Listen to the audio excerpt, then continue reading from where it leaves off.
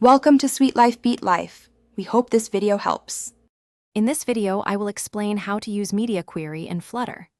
Media queries are essential for creating flexible user interfaces that look great on any device. They allow your app to dynamically adjust its layout based on the screen's characteristics, like its dimensions and orientation. This ensures a consistent and optimized user experience, whether someone is using a small phone or a large tablet, making your app truly adaptable. To start using media queries, you first need to access the media query data object. You can easily get this by calling media query of context from within any widget that has access to a build context. This object then provides a wealth of information, such as the screen's total width and height, its orientation, and even the device's pixel ratio. These details are your building blocks for responsive design. With the media query data in hand, you can now build truly responsive layouts.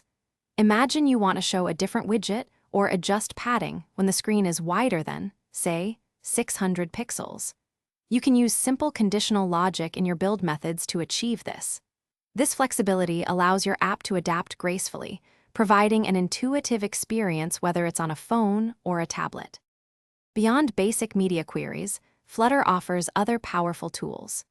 Consider using an orientation builder for simpler changes when the device rotates, or a layout builder if you need to respond to the constraints of a parent widget rather than the entire screen. These tools provide even finer control over your responsive designs. Also, make sure to check the description below for a fantastic book that can truly change how you think about money, along with other exclusive deals. Thanks for watching. Consider subscribing if we helped you.